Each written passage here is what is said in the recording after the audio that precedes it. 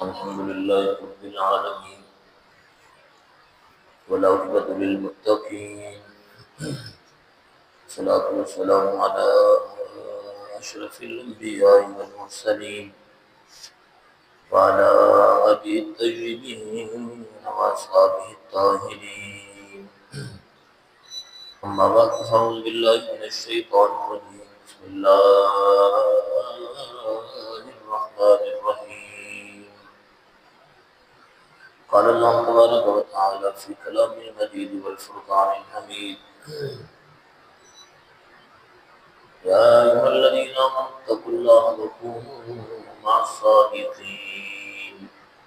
آمنت بالله صدق الله العظيم وبلغنا رسوله النبي الكريم الأمين. إن الله وملائكته يصلون على النبي يا أيها الذين آمنوا صلوا عليه وسلموا تسليما. صلاة وسلام عليك يا سيدي يا رسول الله. صلاة وسلام عليك يا سيدي يا حبيب الله. ولو أننا بكماله كيف الدنيا بجماله حسنت جميع خصاله. صلوا علیہ وآلہ. کہ محمد سے وفاتوں نے تو ہم تیرے ہیں، کہ جہاں چیز ہے کیا لوح و قلم تیرے ہیں.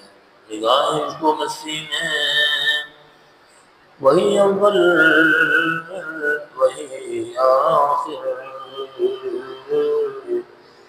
وہی قرآن وہی فرقان وہی یاسین وہی طٰہٰ. نہ دنیا سے نہ دولت سے نہ گھر آباد کرنے سے تسلی دل کو ہوتی ہے خدا کو یاد کرنے سے. اللہ کے لبد الکریم کی حمد و ثنا حضور رحمت عالم نور مجسم شفیع معظم صلی اللہ تعالیٰ علیہ وسلم کے دربار غوربار میں ہدیہ درود و سلام عرض کرنے کے بعد بیاد مجمل احترام دوستوں بزرگوں، اللہ تعالیٰ کی توفیق سے ہم سب نماز جمعہ کی ادائیگی کے لیے حاضر ہیں. اللہ کریم ہماری حاضری کو قبول و منظور فرمائے. ربیع ثانی کا مبارک مہینہ چل رہا ہے اور اس ماہ مقدس میں حضور سیدنا غوث العظم شیخ عبدالقادر جیلانی قطب ربانی رضی اللہ تعالی عنہ کی ذات کا عرس منایا جاتا ہے، اور یہ ماہ مقدس آپ کی طرف منسوب ہے. تو آپ کے افکار اور آپ کی تعلیمات کے متعلق چند باتیں عرض کروں گا. اللہ کریم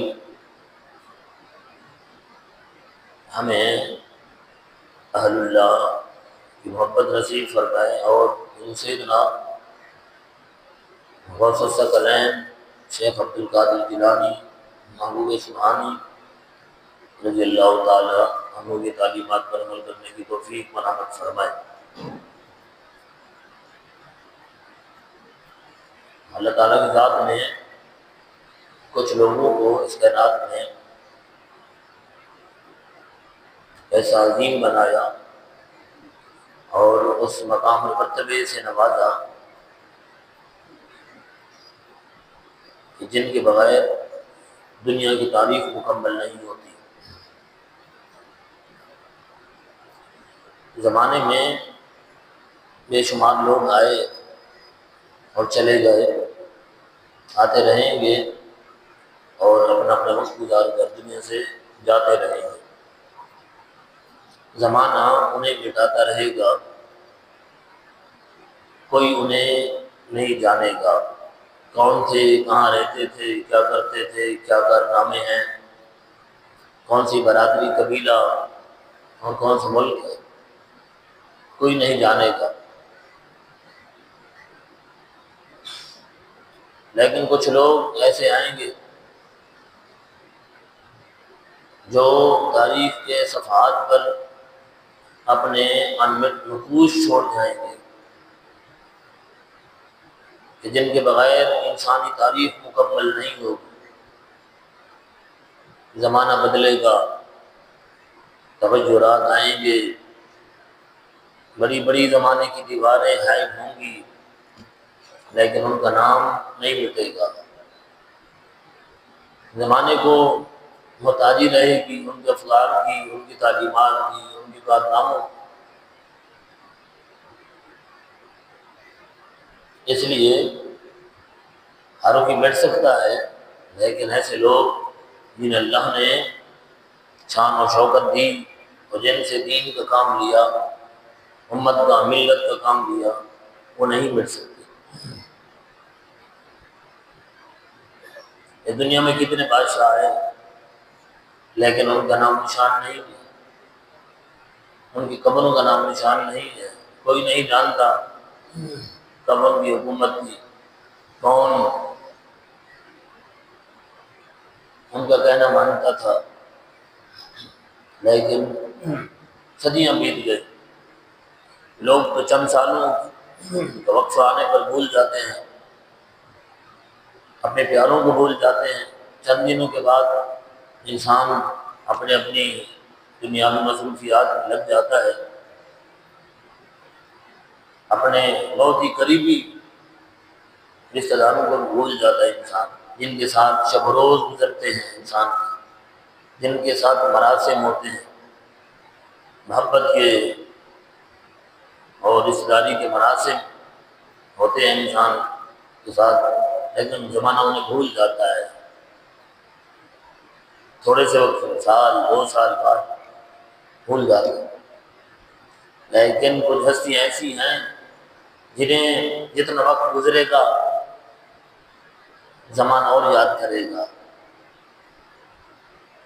لوگ ان سے صدیاں دور ہوں گے، ہزار میل کا فاصلہ ان کے درمیان اور لوگوں کے درمیان ہوگا، لیکن ایسے ہوں گے جیسا کہ جناب ہمیشہ ساتھ رہتے ہیں، ہمارے ساتھ گفتگو کرتے ہیں، بات چیت کرتے ہیں، ہماری رہنمائی کرتے ہیں۔ صدیاں بیچ میں حائل ہیں، پتہ نہیں ان صدیوں میں کتنے زمانے آئے، تغیرات آئے، زمانے نے انقلابات دیکھے، لیکن ہستیاں جنہیں اللہ نے عزت دی، شرف دیا، بزرگی دی، صدیاں اور زمانے کے تغیرات، انقلابات، ان کی محبتوں کی جو نقوش ہمارے دلوں میں انہیں مٹا نہ سکے اور کبھی نہیں مٹا پائیں گے، بلکہ نقوش ان کی محبتوں کے اور ہمارے دلوں میں گہرے گہرے اور گہرے ہوتے چلے جائیں گے۔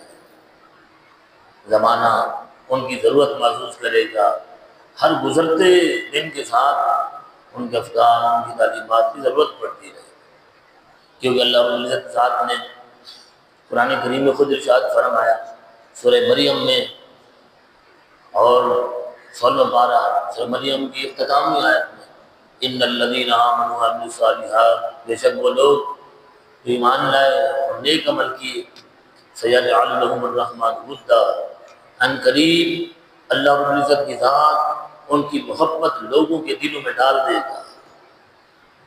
جن کی محبت اللہ نے ڈالی، لوگوں کے دلوں میں ڈالی، وہ کیسے مٹ سکتی ہے؟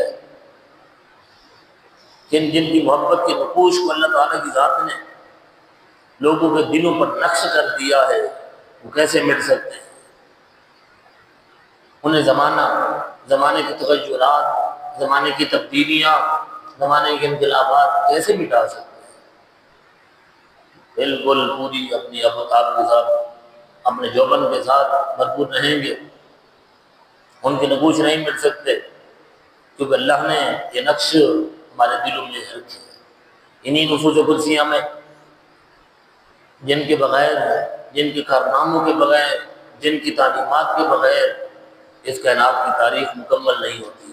اگر ان کا نامی اسم گرامی زمانے کی تاریخ سے، صفحات سے، کتابوں سے ہٹا دیا جائے تو تاریخ نامکمل رہے گی، ادھوری رہے گی، اور زمانے کو پیاس رہے گی کہ تاریخ کے ان صفحات میں ایک نام ہونا چاہیے جو نہیں ہے، اور جب ہوگا تو تاریخ مکمل ہوگی، انسان مکمل ہوگا، انسانیت مکمل ہوگی۔ اگر وہ تاریخ سے اس نام کو ہٹا دیا جائے، ان کے کارناموں کو اور ان کے افکار کو، ان کی تعلیمات کو اگر ہٹا دیا جائے تو تاریخ نامکمل ہو جائے گی، ادھوری رہ جائے گی۔ انہی نفوس قدسیہ میں سے ایک شخصیت حضرت سیدنا غوث الثقلین حضرت شیخ عبدالقادر جیلانی رضی اللہ عنہ کی ذات، جن کے کارنامے، جن کے افکار، جن کی باتیں، جن کے کارنامے امت مسلمہ کی مردہ رگوں میں جن نے خون دوڑا دیا۔ یہ وہ ذات ہے جن کے نقوش اللہ نے ہمارے دلوں میں نقش کی۔ ہم صدیوں بعد ہیں، تقریباً 800 سال 900 سال کا فاصلہ ہے اس امت کے درمیان جو آج زندہ ہے، حضور سیدنا شیخ عبدالقادر جیلانی رضی اللہ عنہ ذات کے زمانے کے درمیان 800-900 سال کا کتنے زمانے بدلے ہوں گے، کتنا زمانے میں تغیر آیا ہوگا، لیکن دوستو ان کی محبتوں کے چراغ آج بھی ہمارے دلوں میں جل رہے ہیں، ان کی محبتوں کے باغات آج بھی ہمارے دلوں میں جناب لہلہا رہے ہیں، ان کی محبتوں کے پھولوں کی خوشبو آج بھی ہمارے جسموں کو، ہمارے مشام جام کو معطر کرتی ہے، اور آج بھی زمانہ ان کی تعلیمات کو، ان کے افکار کو اپنے لیے حرز جاں بناتا ہے، ضرورت محسوس ہوتی ہے۔ آج کے تناظر میں اور آج کی دنیا کے ان جناب حالات کو دیکھا جائے تو سیدی غوث العالم رضی اللہ عنہ ذات کے افکار، آپ کی تعلیمات کی اشد ضرورت ہے زمانے میں، ان کے افکار کو، ان زندہ لوگوں کی زندگیوں کو، ان زندہ لوگوں کی زندہ اور پاکیزہ تعلیمات کو زمانے میں رائج کیا جائے، انہیں نافذ کیا جائے، دنیا امن کا گہوارہ بن سکتی ہے۔ وہ سچے ہیں، اللہ کی ذات نے ان سے جناب سچائی کا کام لیا، انہیں سچائی کو فروغ دیا، دنیا کو امن دیا۔ آج دنیا بہت ترقی کر گئی، مادی اعتبار سے انسان سائنس اور ٹیکنالوجی کے دور میں داخل ہوا، تیز رفتار زندگی بسر کر رہا ہے انسان، لمحوں کے معاملات جو پہلے مہینوں میں خبر پہنچتی تھی وہ لمحوں میں دنیا کے کونے سے دوسرے کونے تک پہنچ جاتی ہے۔ یہ سب کچھ تو کر لیا انسان نے، لیکن جو انسانیت تھی، جس کے اندر پیار تھا، محبت تھی، امن تھا، بھائی چارہ تھا، انسان کی انسان سے دوستی تھی، ختم ہو گئی ہے۔ انسان اپنے حقوق کھو بیٹھا ہے، انسانوں کے دلوں کے اندر سے محبتیں ختم ہو گئی ہیں۔ انسان جو دوسروں کے لیے زندہ رہتا تھا، اب آسانیت تو آ گئی، اس کائنات کی آسانیت تو حاصل کر لی، لیکن جو اس کا حقیقی مقام تھا اس سے وہ ہٹ گیا ہے۔ یہ لوگ، انہوں نے دنیا کو امن دیا، محبت دی، بھائی چارہ دیا، اپنے دامن میں لے کے دکھی انسانیت کے بھی کام کیا۔ یہ حقیقی انسان تھے جنہوں نے جناب اپنے انسان ہونے کا حق ادا کر دیا، اپنی تخلیق کے مقصد کو پورا کیا جن لوگوں نے۔ تو سیدنا غوث العالم رضی اللہ عنہ ایسے لوگ، اسی لیے قرآن فرماتا ہے زمانے کو ہمیشہ ضرورت رہے گی، جب تک زمانہ رہے گا ان کے افکار کی ضرورت رہے گی۔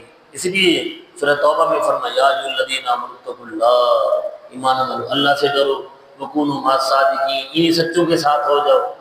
نجات چاہیے، فلاح چاہیے، کامیابی چاہتے ہو، انہی سچوں کے ساتھ چلو، حضور سیدنا غوث العالم رضی اللہ عنہ ذات کے ساتھ چلو، ان کے افکار کی، ان کی سوچ اور فکر کے ساتھ چلو، انہی بزرگ ہستیوں کے پیچھے پیچھے چلو، تم نجات پا جاؤ گے۔ جہاں تمہیں انسان ملیں گے، انسانیت ملے گی، جہاں کامیابی کے راستے ملے گی، جہاں اللہ کی ذات کی محبت ملے گی، رسول اللہ صلی اللہ علیہ وسلم کی ذات کی محبت ملے گی، انسانیت کی محبت ملے گی، بھائی چارہ ملے گا، جہاں کوئی انسان سے خطرہ نہیں ہوگا، بلکہ ایک انسان دوسرے انسان کے ساتھ جا کر انہی کے دامن میں جا کر پناہ لے گا۔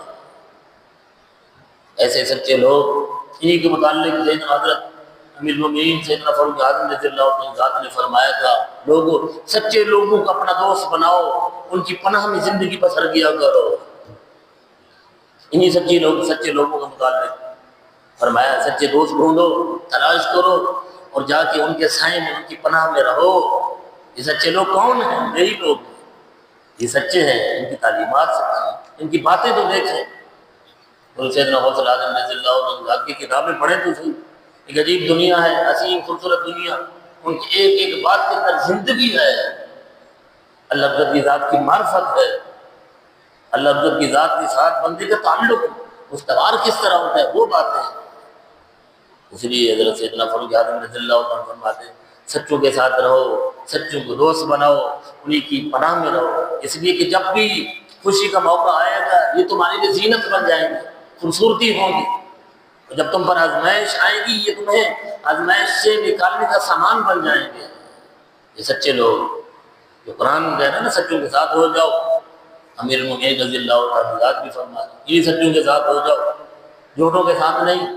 حدیث مبارکہ ہے یہ علوم میں حجت الاسلام سیدنا امام غزالی رحمۃ اللہ تعالیٰ نے حدیث نقل فرمائی سیدنا عبداللہ بن مسعود رضی اللہ عنہ سے، فرمایا سچائی کی طرف جناب بھلائی کی طرف جاؤ، اسے تلاش کرو، اس لیے کہ بھلائی انسان کو جنت کی طرف لے جاتی ہے، سچائی انسان کو بھلائی کی طرف اور بھلائی انسان کو جنت کی طرف لے جاتی ہے۔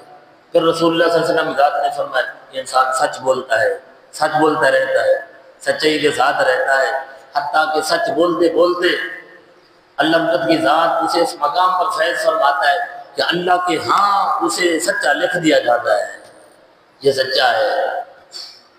اور فرمایا بدکاروں کی طرف نہ جاؤ، برائی کی طرف نہ جاؤ، اس لیے کہ برائی جہنم کی طرف لے جاتی ہے انسان کو، اور انسان فرمایا کہ وہ بدی کرتا ہے، برائی کرتا ہے، جھوٹ بولتا ہے، اتنی جھوٹ بولتا ہے، زندگی جھوٹ میں گزارتا ہے، جھوٹ کا ساتھ دیتا ہے، حتیٰ کہ اللہ رب العزت کی ذات کی ہاں کذاب اور جھوٹا لکھ دیا جاتا ہے۔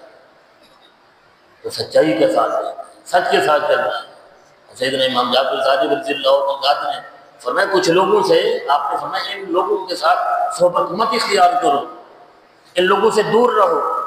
وہ کون سے لوگ ہیں؟ امام غزالی رحمۃ اللہ تعالیٰ علیہ سیدنا امام جعفر صادق رضی اللہ عنہ ذات کو قول نقل فرمایا کہ جھوٹے لوگوں کے ساتھ مت رہو، یہ جھوٹے لوگ جناب ایسے ہیں جیسے صحرا میں ریت چمک رہی ہو دور سے اور لگے کہ پانی ہے، یہ جھوٹے لوگ تمہیں آسرا دیتے ہیں صحرا کے اندر، تمہیں چھوڑ دیتے ہیں، پیاس سے جب زبان باہر نکلتی ہے یہ کہتے ہیں دیکھو وہ پانی ہے، حالانکہ سراب ہوتا ہے، سراب ہے، صحرا ہے، ریت پڑی ہوئی ہے۔ فرمایا ان لوگوں سے دور رہو، یہ جناب ایسا دھوکہ دیں گے تمہیں، ایسا دھوکہ دیں گے جو تمہارے قریب ہوگا، سچائی کی وجہ سے جو تمہارے قریب ہوگا یہ جھوٹا شخص اسے تم سے دور کر دے گا، جو جھوٹا شخص دور ہوگا اسے قریب کر لے آئے گا، اس لیے جھوٹے لوگوں سے دور رہو۔ سیدنا امام جعفر صادق رضی اللہ عنہ نے یہی فرمایا بے وقوف لوگوں سے بھی دور رہو، بے وقوف لوگوں کی صحبت ان کی مجلس سے دور رہا کرو، کیونکہ یہ جناب ان سے تمہیں کچھ حاصل نہیں ہوگا۔ یہ بے وقوف شخص بظاہر تمہیں فائدہ دینے کے لیے تیرے قریب ہوگا لیکن اس کے فائدے میں تیرا نقصان ہی نقصان ہوگا، ایسے لوگوں سے دور رہو، بخیل شخص سے دور رہو، اس لیے کہ جب تمہیں ضرورت ہوگی یہ تمہیں کچھ نہیں دے گا، یہ جناب ہٹ جائے گا، اس وقت تیرا ساتھ چھوڑ جائے گا، ایسے لوگوں سے دور رہا کرو۔ اور سیدنا امام جعفر صادق رضی اللہ تعالیٰ فرماتے ہیں یہ بزدل شخص ہے، اس سے بھی دور رہو، کیونکہ جب مشکل پڑے گی نا یہ بزدل تمہیں چھوڑ کر بھاگ جائے گا۔ یہ سچائی کی بات جہاں ہے دوستو لوگ وہیں ملیں گے، اور یہ اہل اللہ صوفیاء انہی کی تعلیمات یہی ہے، قرآن کی یہی تعلیم ہے، سچوں کے ساتھ رہو اسی میں نجات ہے تمہاری، سچ بولو، سچ کہو، سچ کا ساتھ دو، جہاں سچ ہو اس کے ساتھ کھڑے ہو جاؤ۔ قرآن یہی بار بار ہمیں جناب فرما رہے ہیں اتقوا اللہ وکونوا مع الصادقین، اللہ سے ڈرو لو، اللہ سے ڈرو، سچوں کے ساتھ ہو جاؤ۔ تو دوستو بزرگوں، حضرت سیدنا غوث الاعظم رضی اللہ تعالیٰ عنہ سچے ہیں، آپ کی تعلیمات سچی ہیں، آپ کے افکار سچے ہیں، آپ کی باتیں سچی ہیں، جو کچھ آپ نے کہا سچ کہا، جھوٹ کبھی نہ بولا۔ ہم خود فرماتے ہیں میں نے کبھی جھوٹ نہیں بولا۔ اور آپ کی تعلیمات کی جتنی آج ضرورت ہے زمانے کو اور زمانے کے تمام لوگوں کو، زندگی کے تمام شعبہ جات سے تعلق رکھنے والے لوگوں کو جتنی آج ضرورت ہے، شاید کبھی ضرورت نہ پڑی ہو۔ آج جس ماحول سے انسانیت کا قافلہ گزر رہا ہے، اور جہاں ظلم ہے، جبر ہے، جہاں چیزیں بدل رہی ہیں، جہاں ظلم کو امن کے جناب معنی پہنائے جا رہے ہیں، اور امن کو ظلم کا جناب جامہ پہنا دیا گیا ہے۔ فلسطین لوٹے، ظلم و بربریت ہو، اس کو امن کا نام دیا جاتا ہے۔ امریکہ جیسا ملک ہے جناب، ہم امن کی بات کرتے ہیں، اور ملکوں کو تباہ کر دے وہ کہتے ہیں ہم امن قائم کرتے ہیں دنیا میں۔ اور جناب امریکی صدر کو نوبل پرائز دیا جائے، دنیا کا سب سے بڑا انعام دیا جائے امن کا، اس لیے کہ اس نے امن کیا ہے، جس نے دنیا کو تباہ کر دیا۔ معنی بدل رہے ہیں نا، تو لہٰذا ضرورت ہے کہ نہیں ہے کوئی ایسا شخص جس کی آواز ہو، جس کی پاور ہو، جس کی آواز عالمی دنیا تک پہنچے، جو حق کو حق کہہ سکے، جس کے اندر یہ پاور اور طاقت ہو کہ وہ حق کو کہہ سکے، اسے نافذ کر سکے۔ جو بات کرے تو جناب ایوان اقتدار میں بیٹھنے والے لوگوں کی کرسیاں ہلنے لگ جائیں۔ حضور سیدنا غوث الاعظم رضی اللہ عنہ کی ذات ہے،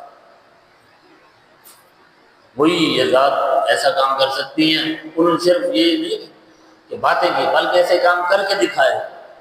سامنے جتنا بڑا جابر سلطان کھڑا ہے، کلمہ حق کہہ دیا، ایک لمحے کے لیے پرواہ نہیں کی یہ ظالم ہے، اس بات کی بات اس کا نتیجہ کیا ہوگا، وہ جناب اس نتیجے کو کیسے جناب بھگتیں گے، اس کی پرواہ کیے بغیر، اور کسی ملامت کرنے والے کی ملامت کی پرواہ کیے بغیر آپ نے حق کہہ دیا۔ یہ تقاضا تھا، وقت کا تقاضا تھا، زمانے کا تقاضا تھا، اس لیے کہ آپ کے دل میں اللہ کے رسول کی امت کا درد تھا، اور درد کا اظہار آپ کی ساری زندگی آپ کے وجود سے ہوتا رہتا تھا۔ آپ نے اپنی پوری زندگی کو اور اپنے پورے وجود کو لوگوں کے لیے سراپا رحمت بنا دیا تھا۔ آپ جس طرف چل دیتے تھے انسانیت پناہ میں آ جاتی تھی، انسانیت سکھ کا سانس لیتی تھی۔ باوجود اس کے کہ آپ نے 5 عباسی کے خلفاء کا دور دیکھا جنہوں نے لوگوں پر ظلم کیا، لیکن وہ لوگ جو آپ کی ذات کے ساتھ جڑے، اللہ عزت کی ذات نے آپ کی وجود مسعود سے نکلنے والی رحمت سے انہیں فیض یاب فرمایا۔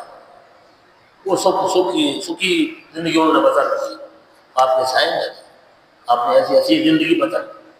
آپ کی تعلیمات کا دائرہ بہت وسیع ہے دوستو، قیامت تک کے لیے آپ کی تعلیمات کی ضرورت زمانے کو پڑتی رہے۔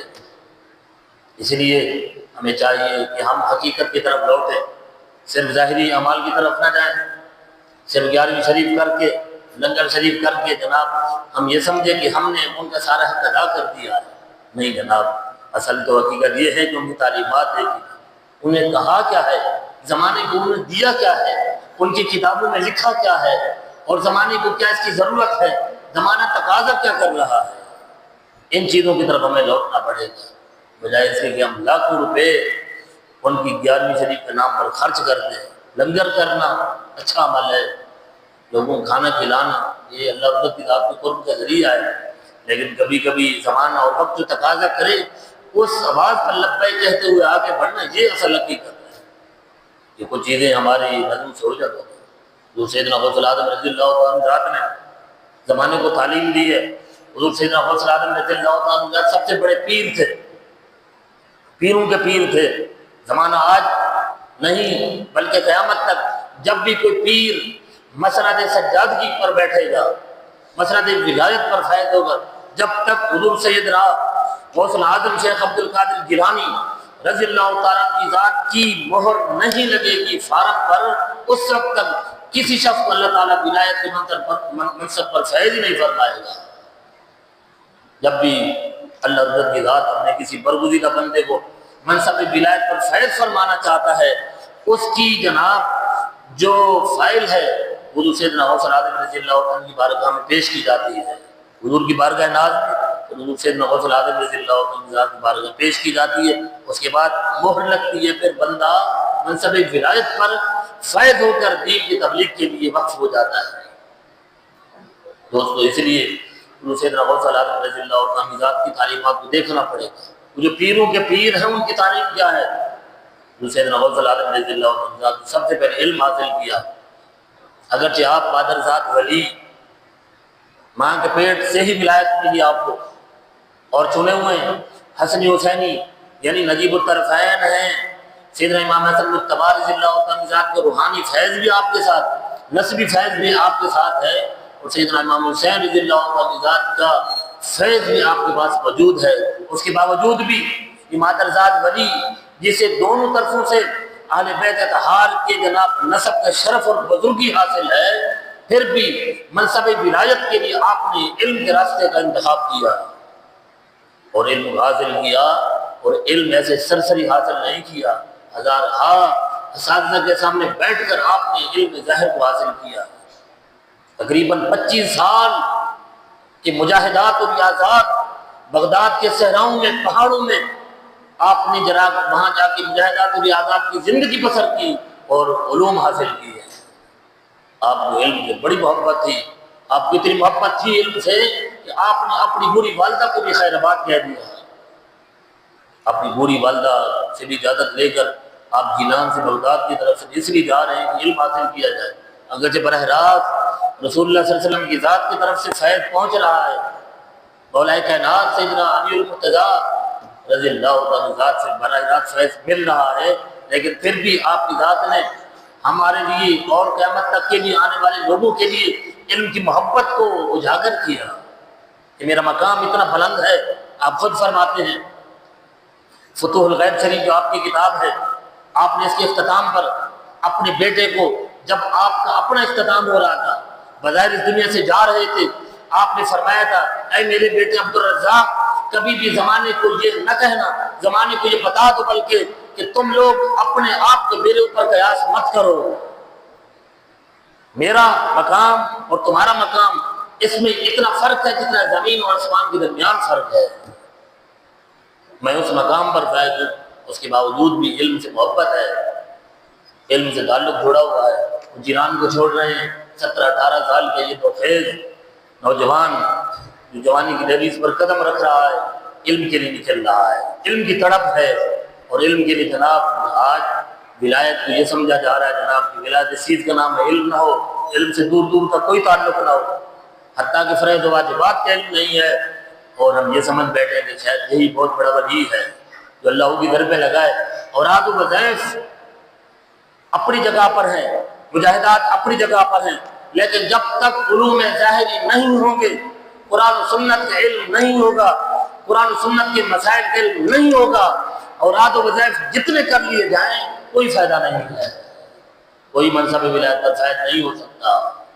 جو سیدنا غوث اعظم رضی اللہ عنہ ذات کی تعلیمات، جب تک علم ظاہر نہیں ہوگا، شریعت کا علم نہیں ہوگا، ایسے دعوے کرنا باطنی علوم کے بیکار ہے، اور ہم لوگ ان باتوں میں آ جاتے ہیں، کوئی خلاف عادت بات دیکھ لیتے ہیں، ہم سادہ لوگ ہیں، ہم سمجھتے ہیں کہ بہت بڑا ولی ہے، ولی کی یہ نشانی نہیں، ولی بننا اتنا آسان نہیں ہے، مجاہدات کی دنیا سے گزرنا پڑتا ہے، سب کچھ تج کرنا پڑتا ہے، اپنی مرضی کو، اپنے لفظ کی مرضی کو اٹھا کر پھینکنا پڑتا ہے، اپنی خواہشات کو، اپنے جذبات کو اللہ اس کے رسول کی ذات کے تابع کر کے زندگی گزارنی پڑتی ہے، پھر منصب ولایت ملتا ہے۔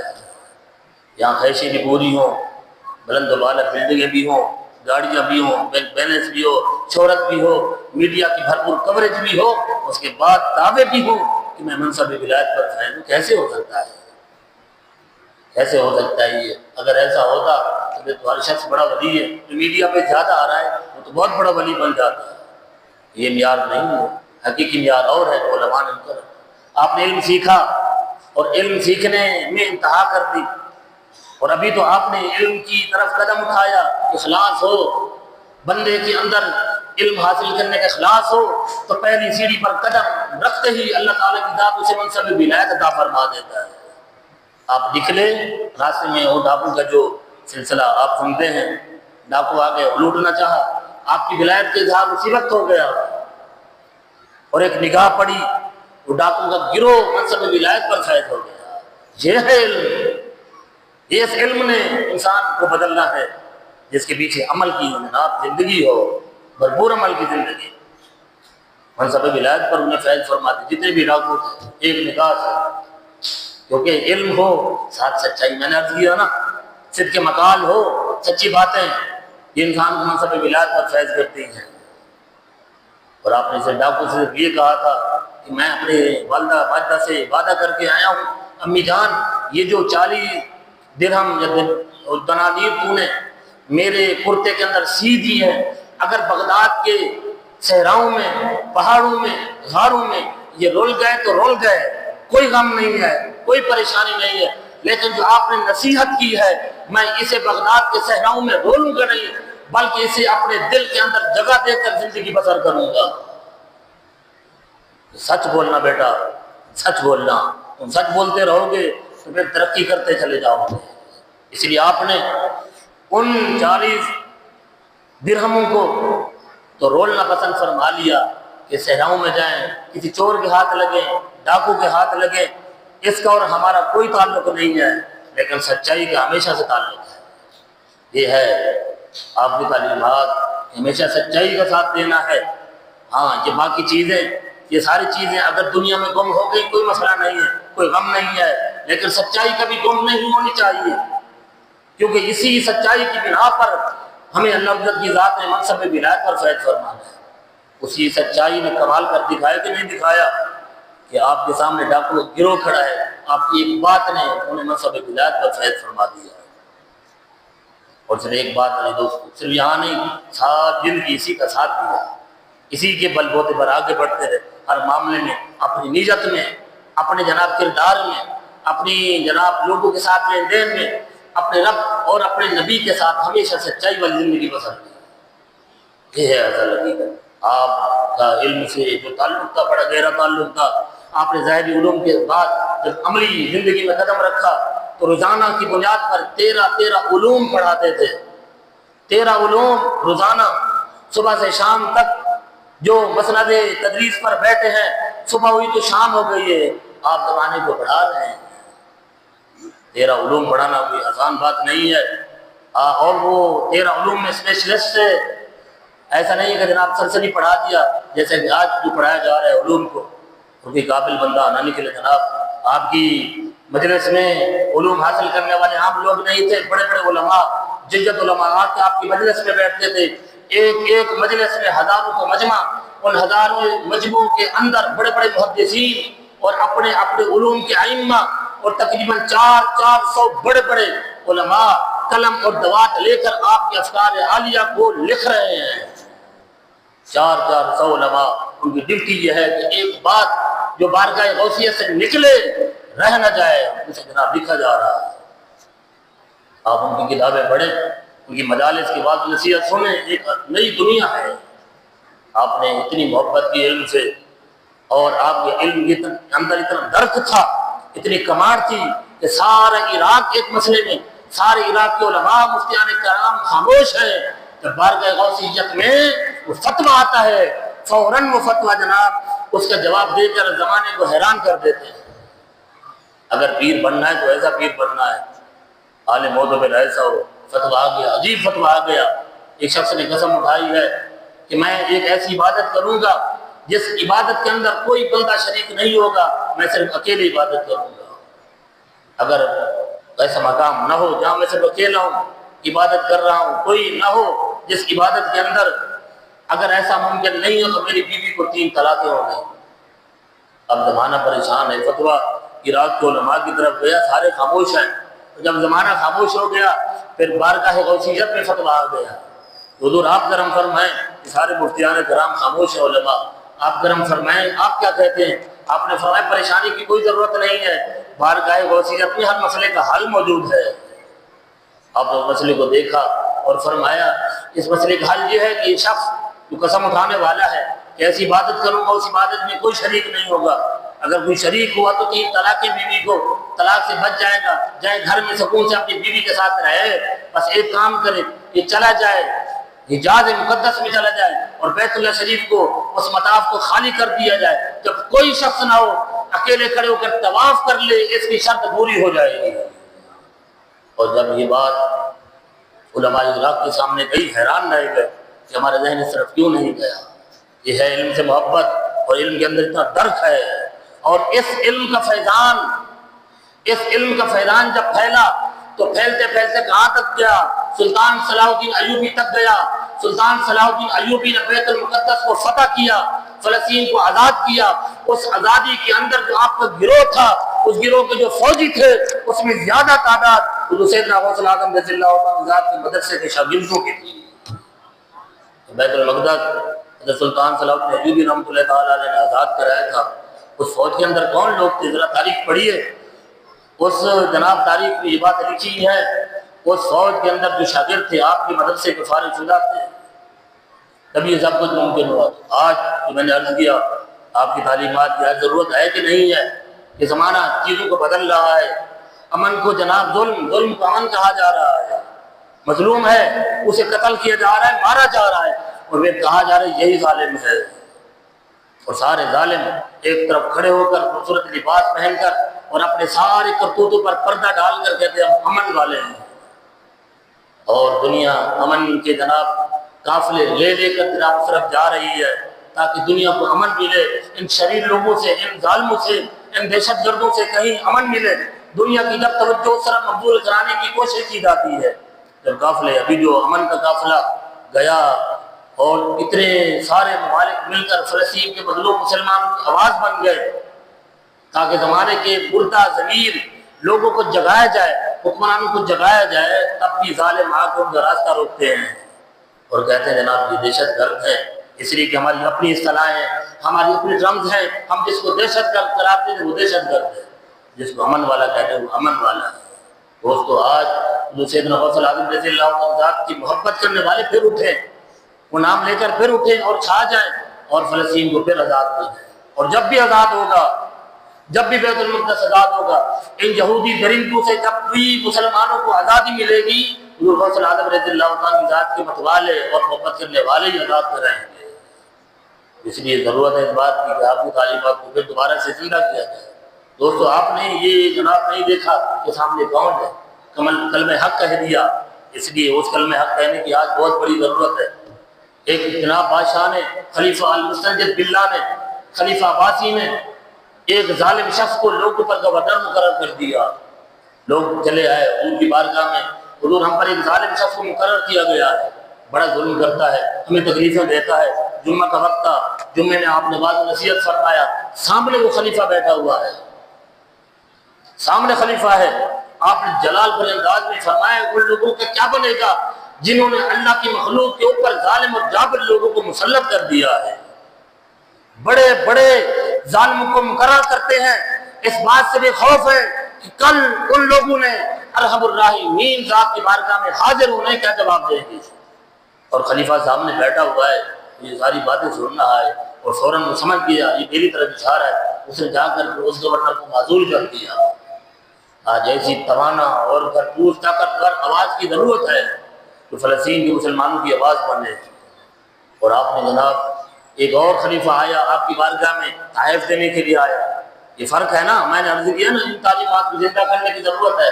اور زندہ کون کریں گے؟ ہم لوگ کریں گے. ہم 11ویں کرنے والے کریں گے، 11ویں سے محبت کرنے والے کریں گے. ہم صرف ظاہری صورتوں کو، ظاہری اعمال کو سب کچھ نہیں سمجھیں گے، بلکہ حقیقت سے پردہ اٹھائیں گے اور دیکھیں گے، دنیا کو بتائیں گے کہ یہ اصل حقیقت ہے. صرف محافل کرنا، لنگر کرنا یہ کافی نہیں ہوگا، بلکہ آپ کی تعلیمات کو زندہ کرنا، لوگوں کو بتانا کہ حقیقت میں یہ ہے. اور یہ باقی جو سب کچھ کر رہے ہو ظاہر ہے، اس پر مطمئن ہونے کی ضرورت نہیں ہے. عمل وہی ہوتا ہے جو اخلاص پر مبنی ہو. دکھاوے کا عمل کسی عمل کی جناب اس قدر قیمت نہیں ہوگی. قرآن کریم نے فرمایا وَقَدِمْنَا إِلَىٰ مَا عَمِلُوا مِنْ عَمَلٍ فَجَعَلْنَاهُ هَبَاءً مَنثُورًا. فرمایا یہ لوگ جو ظاہری عمل کرتے ہیں، اللہ رب العزت کی ذات بروز قیامت ان خوبصورت اعمال کو جو وہ سمجھ کر بیٹھے ہیں خوبصورت عمل ہے، انہیں اللہ رب العزت کی ذات روئی کے ذروں کی طرح اڑا دے گا. عوام منصور ہیں، ان کی کوئی قدر و قیمت نہیں ہوگی. اس لیے حقیقت کی طرف آنا پڑے گا. لنگر بھی کریں، لنگر غوثیہ بھی کریں، 11ویں بھی کریں، اور حقیقی جو عمل ہے آپ کی تعلیمات اسے جناب زندہ کیا جائے. اور پیر بنانا ہے، پہچان کر کے پیر بنائیں. تو سیدنا غوث العظم رضی اللہ عنہ نے خلیفہ آ گیا آپ کے سامنے اور آپ کو تحائف پیش کرنا چاہتا ہے، اشرفیوں کی بھری ہوئی تھیلیاں لا کر آ کے ہاتھ جوڑ کر کھڑا ہوا ہے، حضور مجھے بھی نصیحت بھی فرما دیں اور ساتھ ہی ہدیہ بھی قبول فرما لیں۔ آپ نے فرمایا مجھے اس کی کوئی ضرورت نہیں، لے جاؤ، اس کا تعلق تمہارے ساتھ ہے، ہم نے دنیا کو چھوڑ رکھا ہے۔ اور واقعی آپ نے دنیا کو چھوڑا۔ آج کے پیر و فقیروں کے طرح نہیں، جو بناوٹی پیر فقیر ہے، ان کا سارا کچھ جناب دنیا ہے۔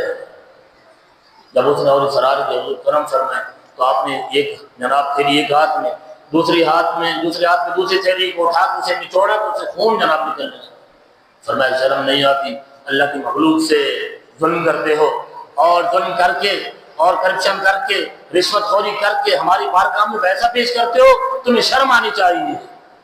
مجھے لحاظ ہے خاندان نبوت کا، اگر وہ سامنے اور درمیان میں نہ ہوتا میں اس کو اتنی میں چھوڑتا، یہ خون یہاں سے چل کر تیرے محلات تک پہنچتا۔